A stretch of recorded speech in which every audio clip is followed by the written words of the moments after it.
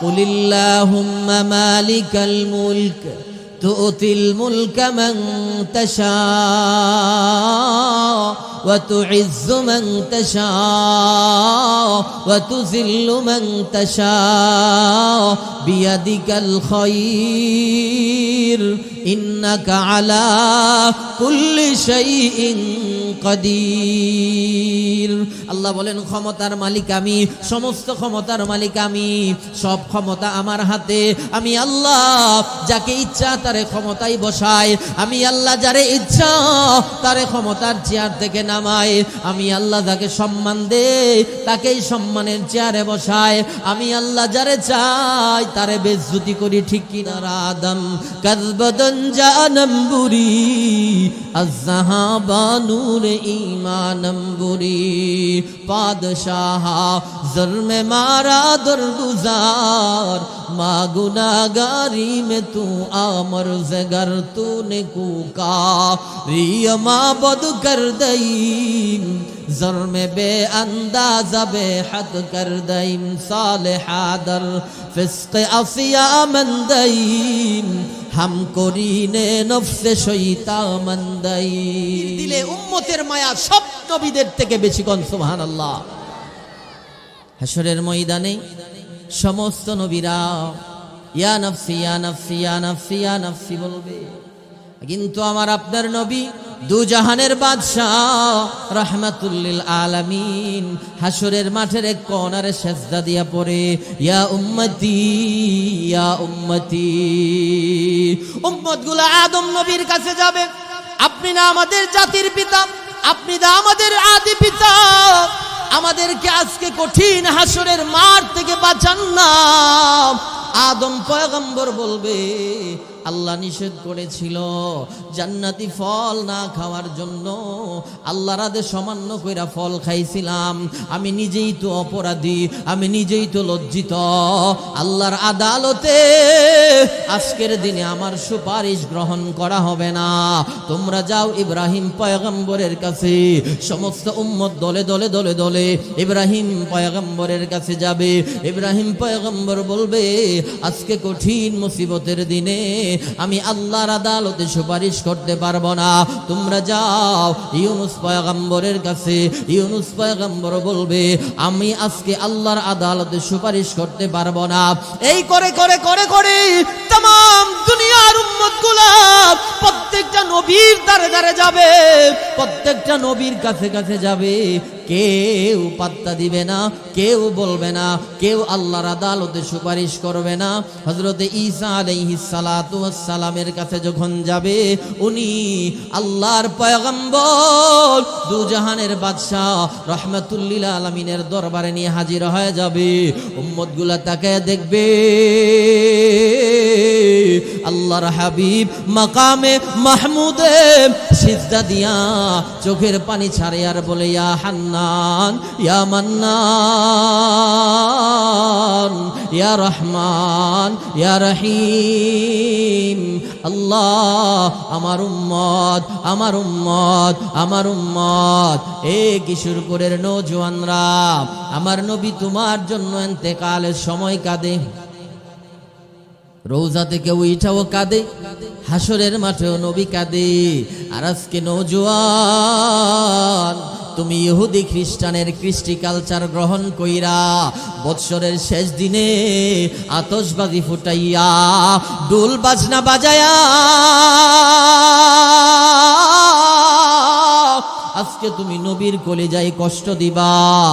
এ নওজোয়ান, হাসরের ময়দানে তোমার মতো নওজোয়ান রে আল্লাহর পয়গম্বর সুপারিশ করবে না, হাউজে কাউসারের পানিও পান করাবে না।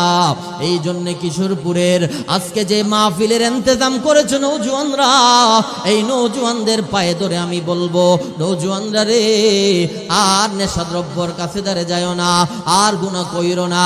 আজকের মাহফিল থেকে জনমের মতো তওবা করবা, আর আল্লাহ তোমারে নারাজ করব না, আল্লাহর হাবিবকে নারাজ করব না, আল্লাহর হাবিবের সুন্নতের উপর জিন্দেগিটা চালায়া দেব, জীবন দিয়া দিব। এরপরও আল্লাহর নবীর দুশমন যারা, তাদেরকে বাংলার জমিনে থাকতে দিব না। ঠিক কিনা? আরো জোরে আওয়াজ করে বলেন কথা ঠিক কিনা? মুসলমান ভাইরা আমার, এই নবী হাসরের মাঠে কান্না করবে। এজন্য নবীর নাম আহমদ। আহমদ শব্দের অর্থ প্রশংসাকারী। আর কোন মানুষ, আর কোন নবী, আর কোন ওলি, আর কোন পীর, আর কোন গৌস দুনিয়া সৃষ্টি লগ্ন থেকে নিয়ে কিয়ামত পর্যন্ত আল্লাহর এত বেশি প্রশংসা করতে পারবে না। হাসরের মাঠে রহমাতুল লিল আলামিন আল্লাহর যে পরিমাণ প্রশংসা করবে। নবীজির কান্না দেখা আল্লাহর আরশের ফেরেশতারাও কাঁদবে, আরশের উপরের ফেরেশতারা কাঁদবে, আসমানের ফেরেশতারা কাঁদবে, আর বলবে আল্লাহ আপনার হাবিবের চোখের পানি আমরা বরদাস্ত করতে পারতেছি না, আপনার হাবিব কি চায় আপনার হাবিবকে আপনি দিয়ে দেন। সুবহানাল্লাহ, আরো আস্তে কোন সুবহানাল্লাহ। নবীজির কান্নায় হাসরবাসী কাঁদবে, আসমানের ফেরেশতারা কাঁদবে। আল্লাহ পাকের আরশটা 12 জন ফেরেশতা কাঁধে নিয়ে দাঁড়িয়ে আছেন, এ 12 জন ফেরেশতাও কাঁদবে। আল্লাহ পাকের আরশ আজিব আল্লাহর হাবিবের চোখের পানি দেখে তরতর তরতর করে কাঁপবে। আল্লাহ তাআলা আল্লাহর পয়গম্বরকে বলবেন, ইয়া মুহাম্মদ, ইয়া মুহাম্মদ ইশফা তুশফা সাল তুতা। নবী গো আর কাঁদেন না, মাথা উঠান, মাথা উঠান, সুপারিশ করুন গো নবী। আজকে আমি আল্লাহ আপনার সুপারিশ গ্রহণ করব। হাসরের মাঠে নবীর শাফাত পাইতে চাইনি আমরা? আরো জোরে কোন চাইনি? কারা কারা চান একটু হাত তোলেন। নারে তাকবীর, নারে তাকবীর। ওয়াজ মাহফিল, ওয়াজ মাহফিল, নারে তাকবীর। প্রত্যেকটা নবীর দিলে উম্মতের মায়া ছিল, ভালোবাসা ছিল। ইউনূস আলাইহিস সালাতু ওয়াস সালাম 3 দিনের আলটিমেটাম দিয়েছিলেন, মনে আছে তো? মনে আছে আপনারা? কি কি বার?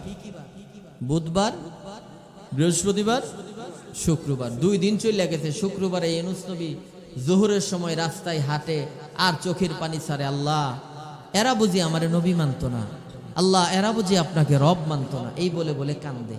কারণ প্রত্যেকটা নবীর দিলে উম্মতের মায়া আছে। কোন নবী চান না যে আমার একটা উম্মত জাহান্নামের আগুনে জ্বলুক, ঠিক কিনা?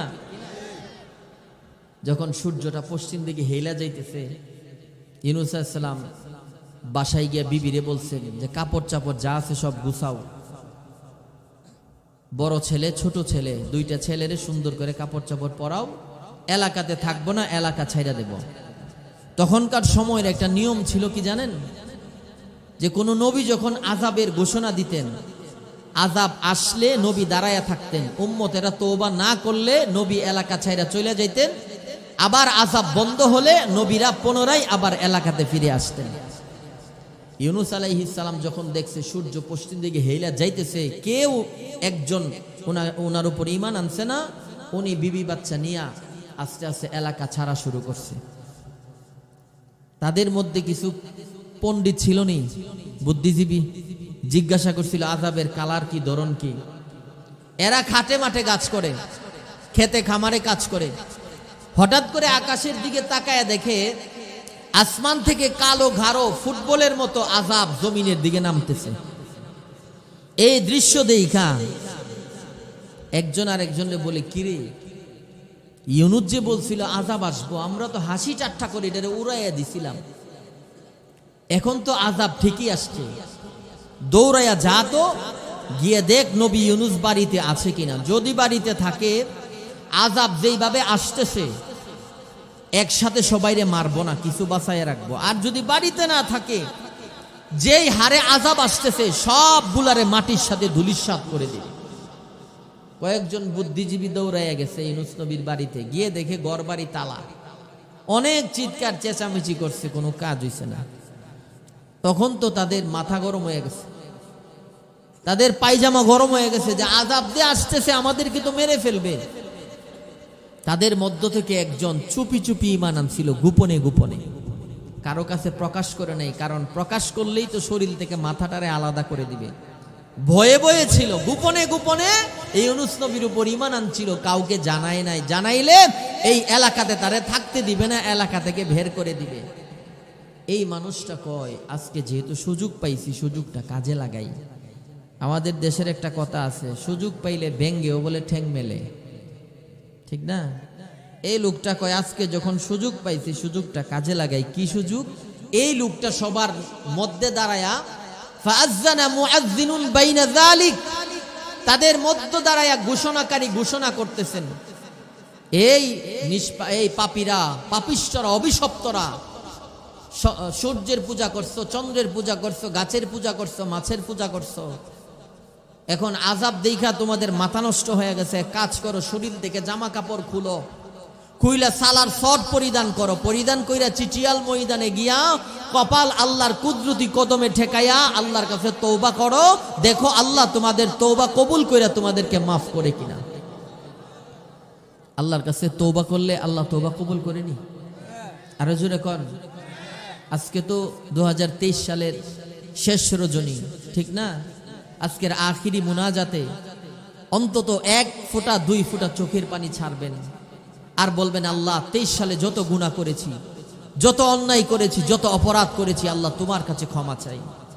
আল্লাহ সামনের নতুন বৎসরে আমাদের সুখ শান্তি বরকত ইয়া আল্লাহ তুমি বাড়ায়া দাও, বিগত দিনের সমস্ত গুনাহ খাতাকে মাফ করে দাও, সামনের দিনের জন্য গুনাহ না করি আল্লাহ আমাদেরকে তৌফিক দাও। বলতে পারবেন না?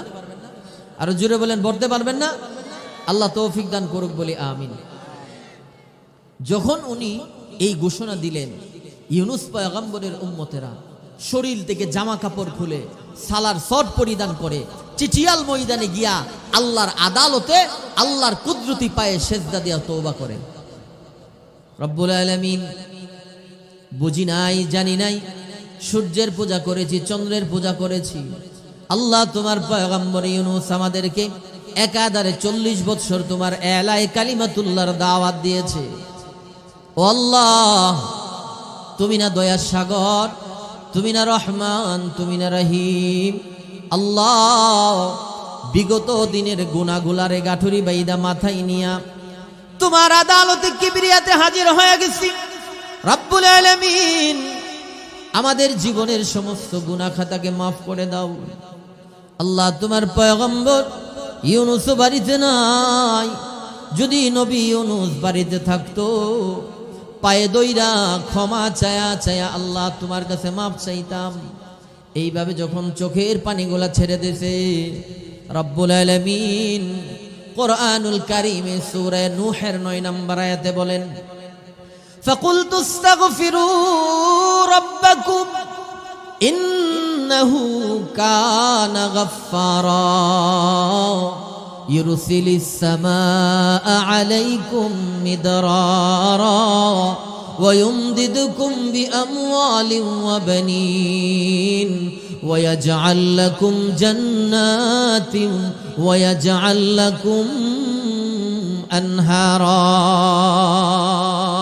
আল্লাহ রাব্বুল আলামিন বলেন, এ দুনিয়ার গুনাহগারেরা, যখন তোমাদের গুনাহ জমিন থেকে নিয়ে আসমান পর্যন্ত হয়ে যায়, উহুদ পাহাড় সমপরিমাণ হয়ে যায়, আটলান্টিক মহাসাগরের ফেনা সমপরিমাণ, এ সাদা দাড়িওয়ালা মুরব্বি বাবারা, দিলের কান লাগায়া কথাগুলা শ্রবণ করেন গো বাবা।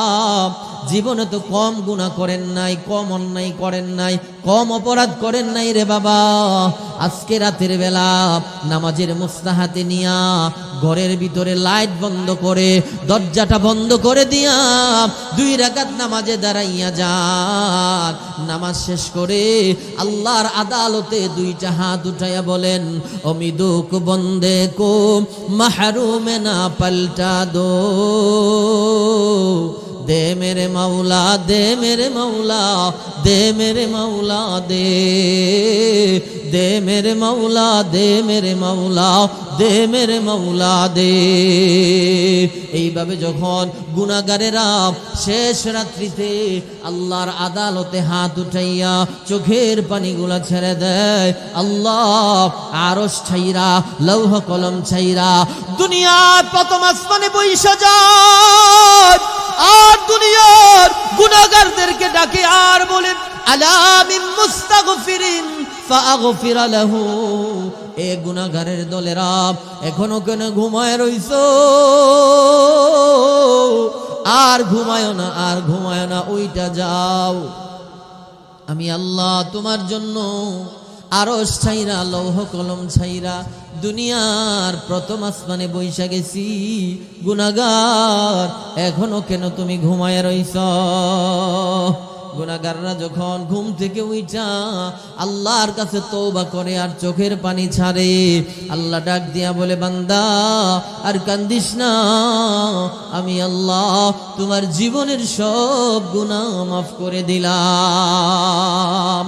আন্দার আদম কাযবাদান জানাম বুরি, আয-যাহাবা নূরে ঈমানম বুরি, পাদশাহ জুলমে মারা দরগুজার, মা গুনাহগারি में तू आमर जगर तूने कूका रिया माबद कर दईम, जुर्म बे अंदाजा बे हद कर दईम, सालिहा दर फिस्क असिया मंदईम, हम করিনে নফসে শয়তান মন্দাইম। এইভাবে যখন তওবা করবেন, আল্লাহ জীবনের গুনাহ মাফ করে দিয়া কা উম্মে ওয়ালাদ, মায়ের পেট থেকে যে সন্তান দুনিয়া আসে তার কোনো গুনাহ থাকেনি। মায়ের পেট থেকে যে সন্তান ভূমিষ্ঠ হয়, ওই বাচ্চাটার আমল নামাই কোনো গুনাহ থাকেনি। আল্লাহ রসুল বলেন, ও গুনাহগার, তুমি যখন আল্লাহর আদালতে কিবরিয়াতে যখন তওবা করো, আল্লাহ তোমার জীবনের গুনাহগুলারে মাফ করে দিয়া ওই শিশু বাচ্চার মতো তোমারে আমারে নিষ্পাপ বানায়া দেয়। ইউনুস নবীর উম্মতেরা যখন তওবা করছে, আল্লাহ ইউনুস পয়গম্বরের উম্মতদেরকে মাফ করে নিষ্পাপ বানায়া দিবেন। ইউনুস নবীর উম্মতেরা ইউনুস নবীর পরিমাণ আনছে লা ইলাহা ইল্লাল্লাহ ইউনুস নবিয়ুল্লাহ। ঈমান যে আনছে ইউনুস নবী জানেনি? জানে না, উনি তো এলাকা ছাইরা দিছে। এলাকা ছাইরা দিছে না, উনি তো আর জানে না যে তওবা করছে, আল্লাহ যাদেরকে মাফ করছে। আল্লাহ পাকের কি কুদরত দেখেন, মজার আলোচনা এখন আসছে। ইউনুস আলাইহিস সালাম যে এলাকা ছাইরা দিছে, নিয়ম ছিল আযাব আসলে নবী দাঁড়ায়া থাকবে, উম্মত তওবা না করলে নবী এলাকা ছাড়বে। কিন্তু ইউনুস আলাইহিস সালামের একটু রাগ বেশি ছিল, রাগ কইরা আযাব আসার আগে এলাকা ছাইরা দিছে। আল্লাহ তাআলার কাছে এই কাজটা বেশি একটা ভাল লাগছে না, মানে আল্লাহর নিয়মের বাহিরে হয়ে গেছে, ঠিক না? এজন্য আল্লাহ ইউনুস পয়গম্বরে একটু পরীক্ষা দিচ্ছেন, হালকা পরীক্ষা, যে দেখি ইউনুস পরীক্ষাতে পইরা কার কাছে যায়, আমার কাছে আছে না কোনো মানুষের কাছে যায়। আল্লাহ তাআলা ওনার কয়েকটা পরীক্ষা করছে। আর আল্লাহ মুমিন যারা তাদেরকে পরীক্ষা করবেনই করবেন, এটা আল্লাহর ওয়াদা, ঠিক না? আরো জোরে কোন, নবীদের উপর সবচেয়ে বড় পরীক্ষা আসছে, নবীদের উপর সবচাইতে বড় মুসিবত আসছে, নবীদের উপর সবচাইতে বড় পেরেশানি আসছে, ঠিক কিনা জোরে কোন? নবী হাদিসে বলেন, আশাদ্দুন নাস বালা আল আম্বিয়া সুম্মাল আমসাল ফাল আমসাল। নবীদের পেরেশানি বড় পেরেশানি, নবীদের পরীক্ষাও ছিল বড় পরীক্ষা, ঠিক কিনা? আরো জোরে কোন। ইব্রাহিম আলাইহিস সালামের আগুনে ফালাইছনি, হ্যাঁ? আমি আর আপনি ইসলামের জন্য, দ্বীনের জন্য, কোরআনের জন্য কয়দিন আগুনে ফুটছি? কয়দিন? ইব্রাহিম পয়গম্বরের উপর আল্লাহ যে পরীক্ষা দিছিল, এর 1,00,000 ভাগের 1 ভাগ যদি আমার উপর, আমার আপনার উপর আসতো, আমরা মাটির নিচে এমনিতে দইসা যেতাম, ঠিক না? আইয়ুব আলাইহিস সালাম সালাতু ওয়াস সালামের উপর আল্লাহ পরীক্ষা দিছিল নি? হ্যাঁ, কত বৎসর? হ্যাঁ, 18 বৎসর। মাথার থেকে পাতা পর্যন্ত পুরা শরীরে আল্লাহ তাআলা পোকা দিয়া দিছিল, গোশত খাইছে, হাড্ডি খাইছে। যখন জবানের মধ্যে পোকা আক্রমণ করতে গেছে, আল্লাহর পয়গম্বর হযরতে আইয়ুব আলাইহিস সালাম আল্লাহর কাছে সিজদায় পড়ছে, আল্লাহ সারা শরীর খায়া লাইছে, কোনো সমস্যা নাই, কিন্তু আমার জবানটারে নষ্ট কইরো না। এই জবান যদি পোকা খায়া ফেলায়, আল্লাহ জবান দিয়ে আমি তোমার জিকির করতে পারবো না। আল্লাহ তাআলার বড় দয়া হয়েছে, মায়া হয়েছে, আল্লাহ পরীক্ষা উঠায় নিছে। ইউনুস আলাইহিস সালামের উপর আল্লাহ পরীক্ষা করছে, কয়েকটা পরীক্ষা। এর মধ্যে একটা পরীক্ষা হইল, উনি যে এলাকা ছাইরা অন্য এলাকায় চলে যাব, মধ্যে ছোট্ট একটা নদী আছে, ছোট্ট একটা খাল আছে, এই খালটা পার হইতো কেমনে? তখনকার সময় তো আর এই যে মেঘনার ব্রিজ ছিল না, পদ্মা সেতু ছিল না, যমুনা সেতু ছিল না, নৌকাও নাই, লঞ্চের ব্যবস্থা নাই, কেমনে পার হইতো? অনেক টেনশন চিন্তা পেরেশানি কইরা মন রে সান্ত্বনা দিছে। বড় সন্তান আর বিবিরে নিয়ে যখন নামছে পানিতে, আল্লাহ পানিরে হুকুম করছে, পানির তোমার স্রোত একটু বাড়াইয়া দাও। দিছে পানির স্রোত বাড়াইয়া বড় সন্তান আর বিবিরে পানি বাসায় নিয়ে গেছে। এটা পরীক্ষা নেই।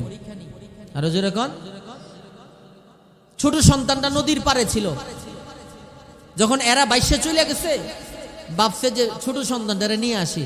যখন ছোটটা আনতে গেছে, চায় দেখে জঙ্গলার থেকে একটা ভাগ আইসা ছোট বাচ্চাটার ঘাড়ে কামড় দিয়া ওইটারও জঙ্গলার ভিতরে নিয়ে গেছে। ইউনূস পয়গম্বর হতভম্ব হয়ে গেছেন, টেনশনে পড়ে গেছেন, পেরেশানিতে পড়ে গেছেন, কি করবে কি না। নদীর পারে দিশেহারা পাখি যেইভাবে বাতাস ঝড় তুফান আসলে দেখবেন কিছু পাখি গাছের ডালে বৈশা ঝিমায়, মাথা নাড়ায়, এর অর্থ হইল এরা ঝড়ের কবলে পইরা বাতাসের বাড়ি খাইয়া দিশে হারায় ফেলছে, এজন্য এক জায়গায় বইয়া কাঁপতেছে। ইউনূস পয়গম্বর জাতি হারাইছে, বড় সন্তান ছোট সন্তান হারাইছে, নিজের কলিজার টুকরা বিবিরেও হারাইছে। হারাইয়া দিশে হারা পাখির মতো নদীর পারে ঘুরে আর টেনশন করে, খাবার নাই, ঘুম নাই, পানি নাই, কিচ্ছু নাই। আল্লাহ তাআলা এমন সময় নদীর পারে একটা নৌকারে ভিড়াইয়া দিছে। একটু জোরে কন্যা সুবহানাল্লাহ। আমি এই আয়াতটাই খুতবাতে পড়ছি। এই আয়াত থেকে ইউনূস আলাইহিস সালামের ঘটনা আল্লাহ তাআলা আলোচনা করেছেন সূরা আম্বিয়ায়। আল্লাহ বলেন, ইযা আবাকা ইলাল ফুলকিল